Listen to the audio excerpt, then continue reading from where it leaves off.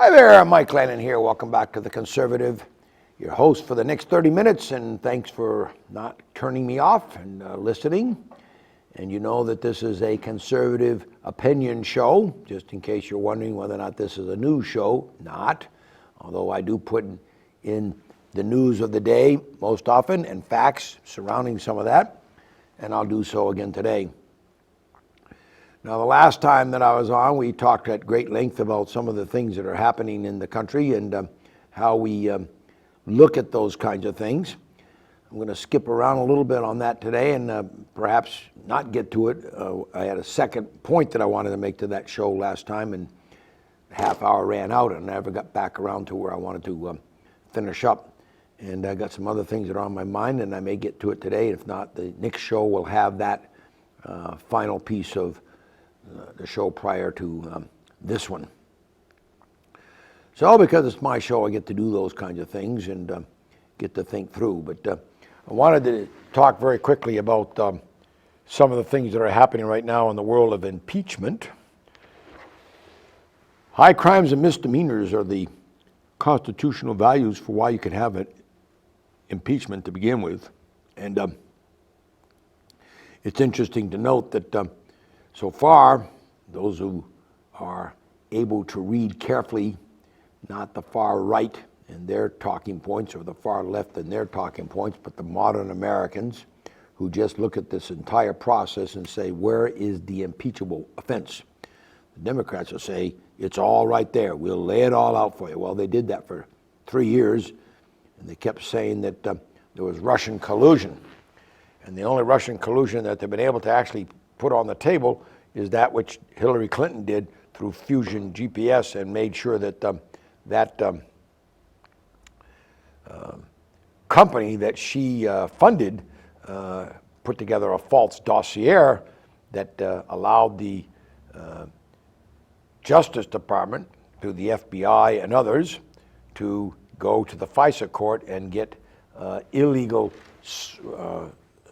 search warrants on Americans that were, quite frankly, illegal. Don't know what's going to happen with all of that because there's still an investigation going on, but it appears that a ton of that came through Ukraine.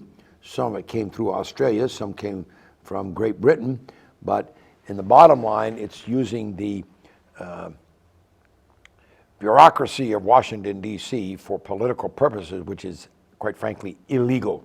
And you're going to find that the Democrats are up to their eyeballs in that process.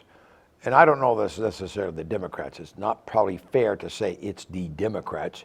It's probably more fair to say those who have a left-leaning position and did not want to see a president such as Donald Trump become elected. And so they did everything they could to make sure that he didn't get elected. And then the shock of it all came when he did.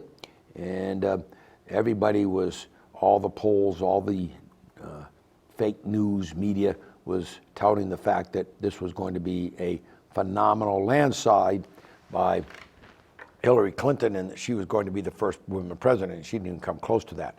Yes, they want to scream and yell about the fact that she won the popular vote in the major cities, and so therefore she should have won by popular vote and we should do away with the Electoral College. Well, people aren't reading the Constitution. The Founding Fathers knew very well that that was one of the reasons that they did not want to have the popular vote, because they recognized even back in 1774 and 5 and 6 that the big cities could eventually control the government of the United States, and therefore people like us in Vermont would have no say. Those in Ohio and some of the smaller agricultural states, or quite frankly the Midwestern states, would have absolutely no say.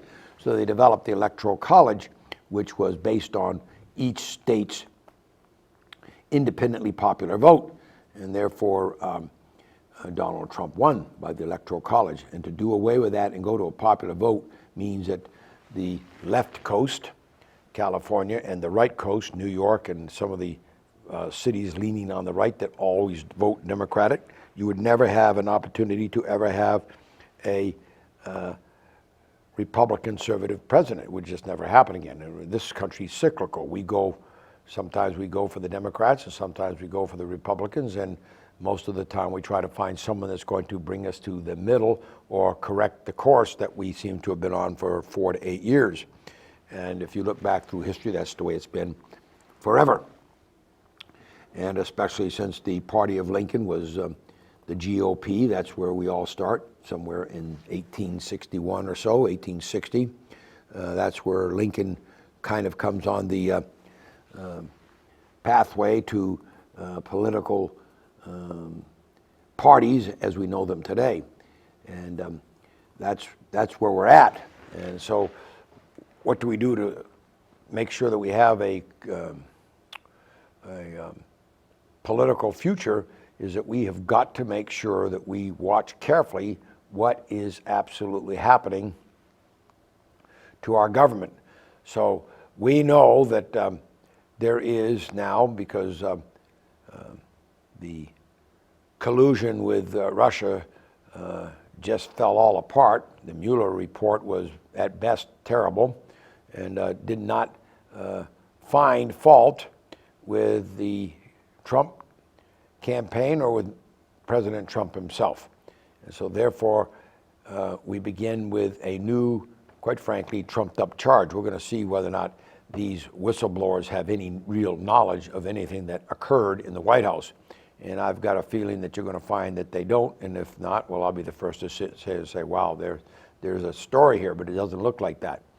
Same thing happened, and it's a Democratic playbook. It's a Zelensky playbook. Destroy your opposition when you can't destroy them with factual information.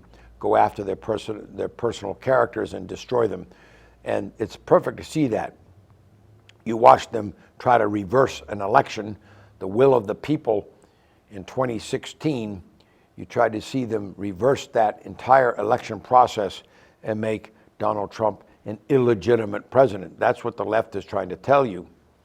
But meanwhile, the same thing occurred when the Donald Trump recommended a lawyer, judge, and Brett Kavanaugh, and again, here come witnesses with no proof, no recollection, no ability other than to just throw it on the table and allow everybody to think whatever they want and try to destroy a man's reputation.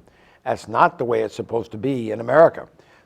Judge Kavanaugh never really got an opportunity to save his name in front of the American public, although he became, as did Justice Thomas, that besmirching of their name is always going to be an asterisk by their name in the record books, stating that someone accused them of sexual harassment and or sexual misconduct that was not provable.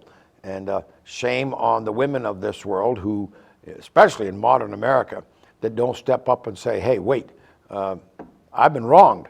And I know that there's lots of people out there that will say, well, women don't like to report it, and they feel they're going to be mistreated if they report and all that. Well, that's the left-hand side of things.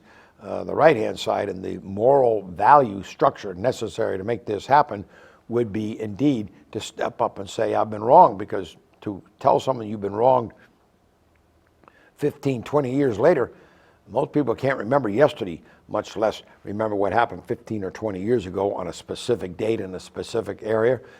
So I find that extremely difficult to believe as credible. Does not mean that it did not happen.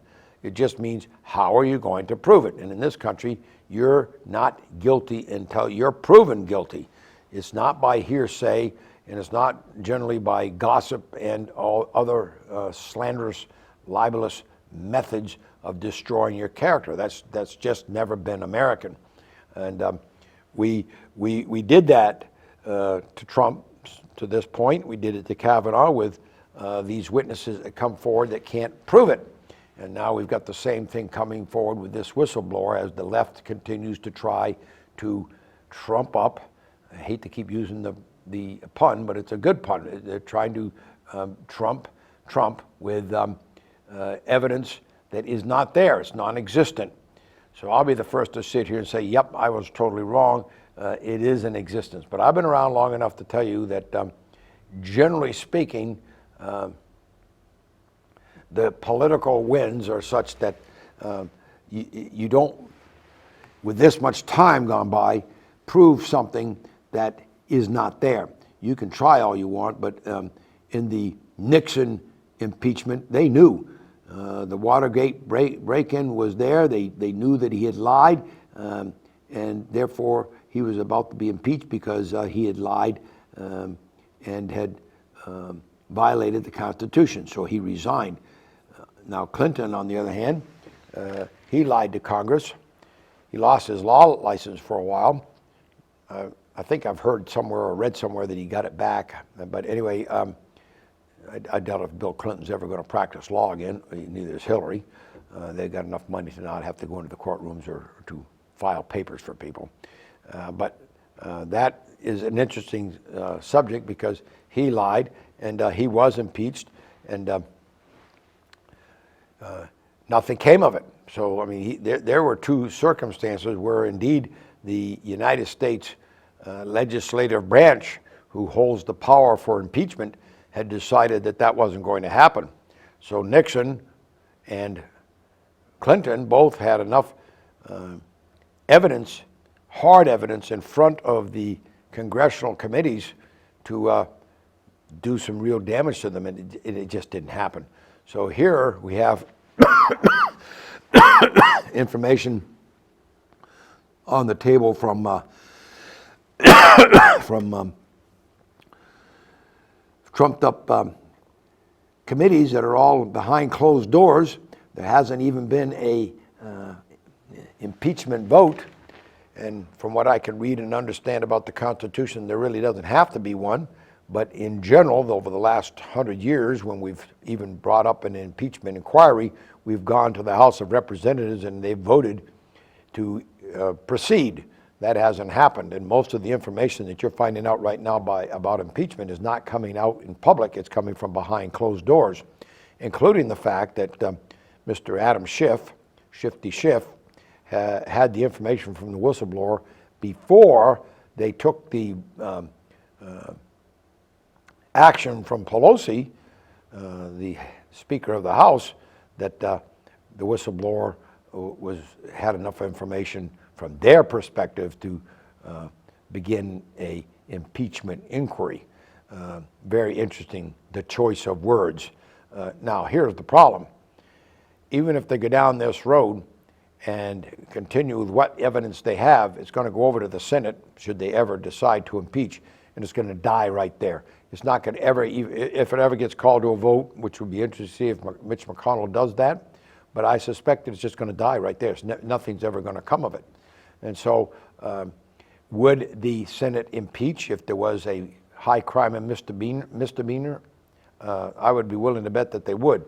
Most of the people that go down to serve us aren't the big name people we hear in the paper all the time. They're there to serve their constituents, to serve the nation to the best of their ability.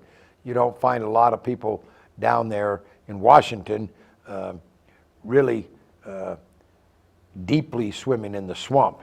Now, I suspect that everybody gets caught up in the wind of it all because there is a lot of money flowing to those people that are down there. Both congressmen and senators come back, as far as I can figure, the ones I study, ones that you have never probably even looked at because you don't hear about them in the news, they all come back as millionaires. So that means that the lobbies that Senator Warren and other, not Warner, Senator Warren is yelling and screaming about on the campaign trail about the money that flows. She's taking it, by the way, too.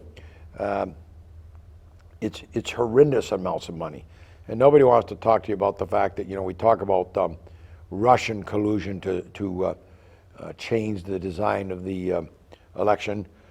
We have on the right multi-billionaires that do the exact same thing, and they're U.S. citizens, and on the left the same thing.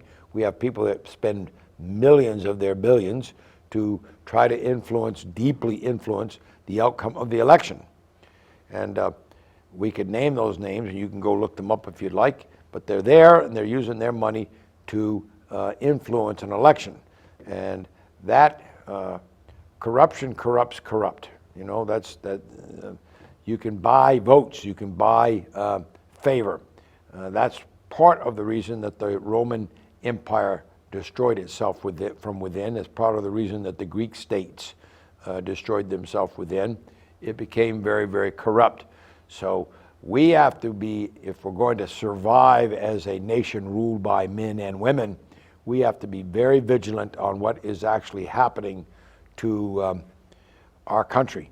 And we have to stand up and not be willing to listen to the left, who want very much for us to get down the road of socialism and communism.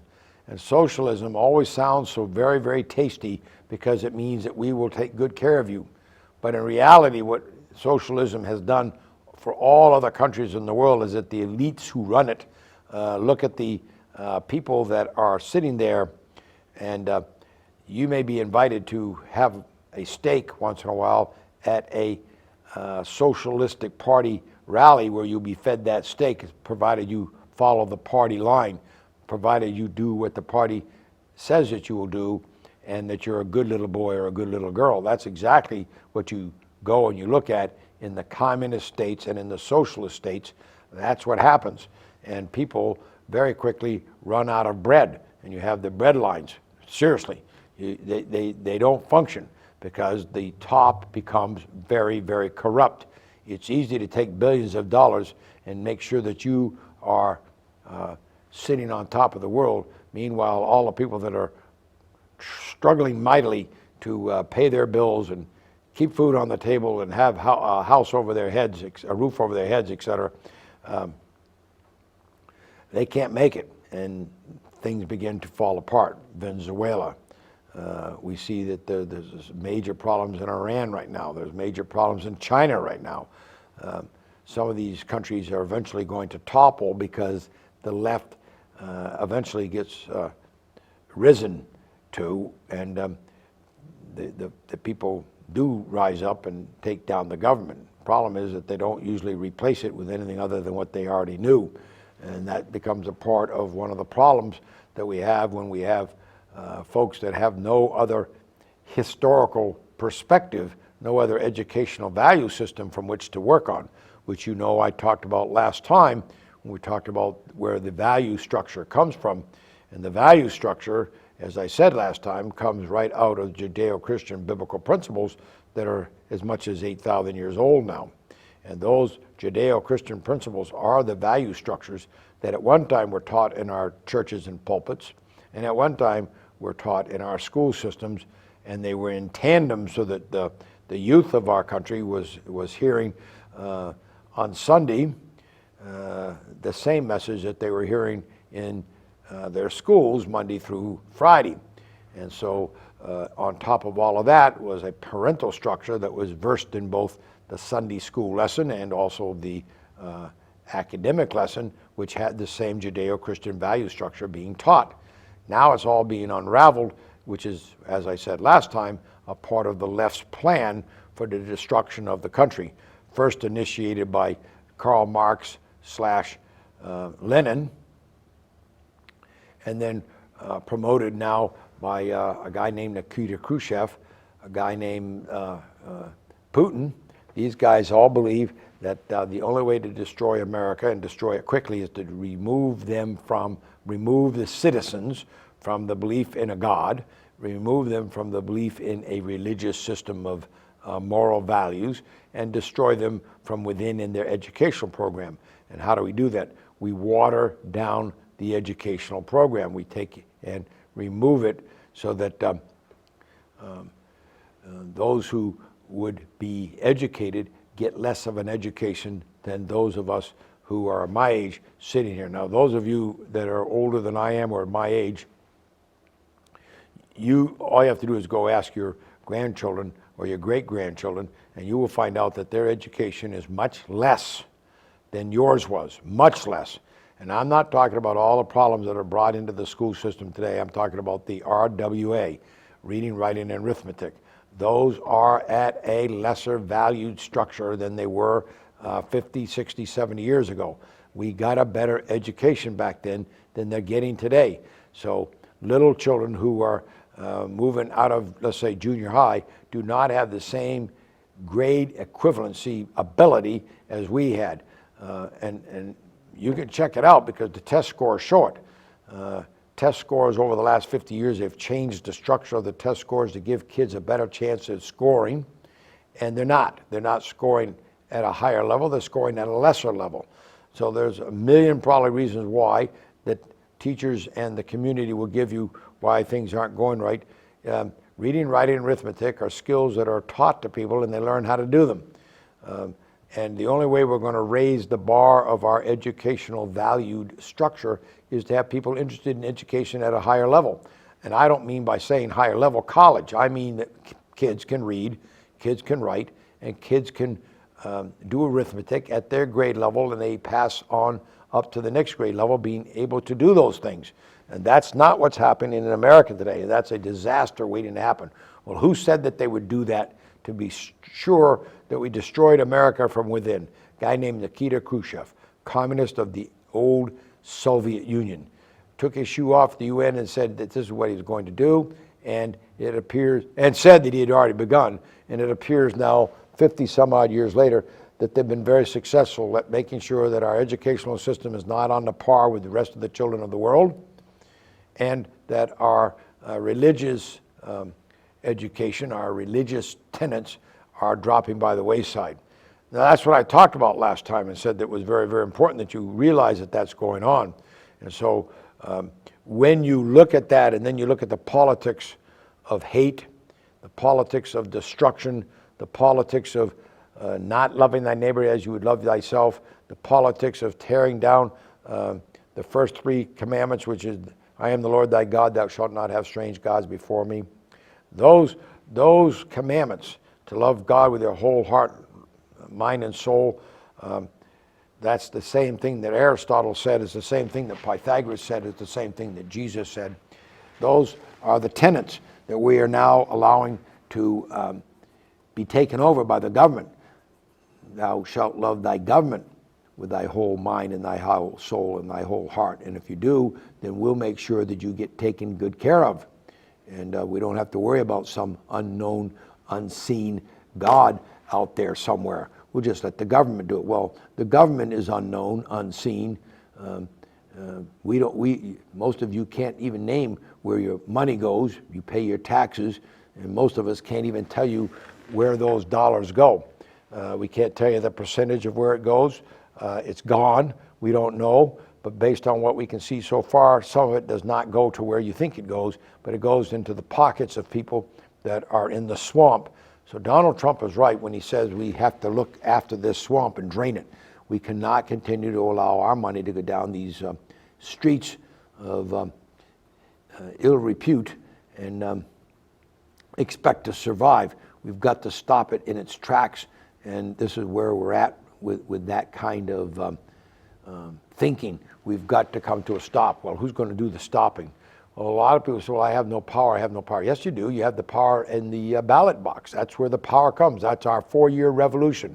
We're the only country on this earth that has revolted every 4 years. Yes, in 1862, we began an American Civil War. Greatest war we've ever been in, greatest number of American lives ever lost was in that war. That was to determine whether or not we were going to continue as a country from a country that was embroiled in 2 different kinds of economic systems. And obviously the North won. Could have gone either way. The North won by, quite frankly, divine providence, and the country survived better than it has ever survived, and we have become a greater and bigger country than we've ever dreamed of being. So we're not that old, folks, compared to the rest of the ancient civilizations and the civilizations and countries that we can name that are in Europe today. We are very, very young, but we are the greatest nation that has ever existed on the face of this earth, and it is God blessed.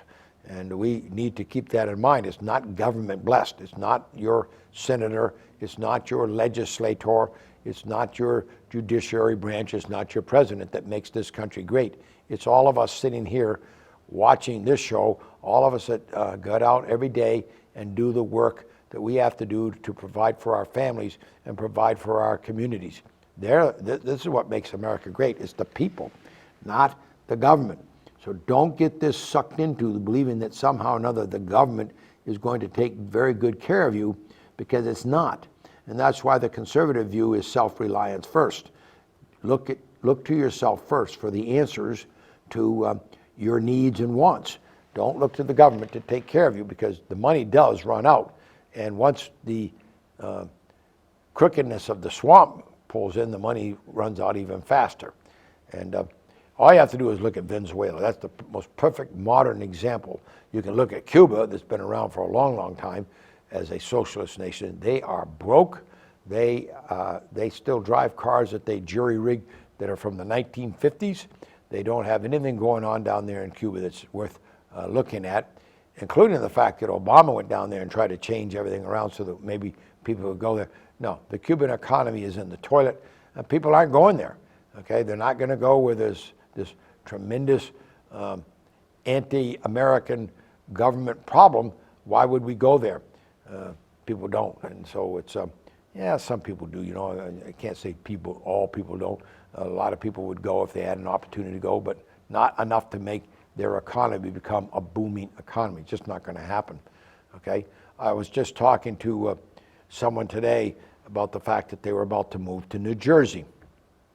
New Jersey is part of the United States, and just to the southeast of New York. And sure enough, they're saying they didn't want to move to New Jersey because they were fearful of the crime rates in that state. Well, that's the same thing that we're talking about when we talk about the socialistic nature of Cuba, the socialistic nature of Venezuela. Look at what's going on in Hong Kong today. That'll tell you a ton. We gave Hong Kong back to the mainland Chinese with the promise that for 50 years it would remain autonomous and we wouldn't have to worry about them having their democratic principles taken away. Well, 50 years to 100 years, doesn't matter what. The Chinese have begun to try to take those away. And so we have protests in the street because what started it all was that the Chinese Hong Kong government decided that anyone that committed a crime in Hong Kong could be put on an airplane, sent back to China for their trial. Well, everybody that knows anything about Hong Kong knows, or China knows, that if you got taken out of Hong Kong and taken over to the mainland, the chances are very good that you would never see freedom again. You would be placed in a hard labor camp, and if you survive that, you might get home when you're 90. You know, they disappear in those camps. They're not seen again. So that's what they were trying to do. People in Hong Kong know that, so they rose up, and even though they have taken that law off the table and tried to change it around, the protests continue because people realize that this is what's coming. They're not going to be allowed to get away with being democratic in processing. They're going to have to follow the communist line.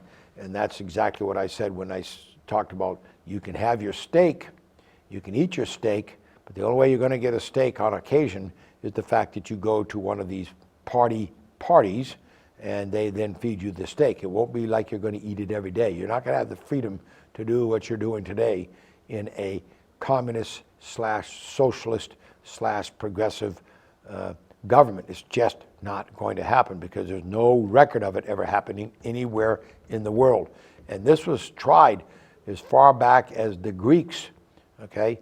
The government being a all for one for all kind of government. This is not new just with Marx, although he was the proponent with his writings, the more modern proponent. But there are other philosophers out there that had the same kind of thinking as Karl Marx. It just so happened that he became the champion of it, and Mr. Lenin picked up on it, and the Soviet revolution that wiped out the czars and millions of others had nothing to do with the fact that the people wanted a change in government.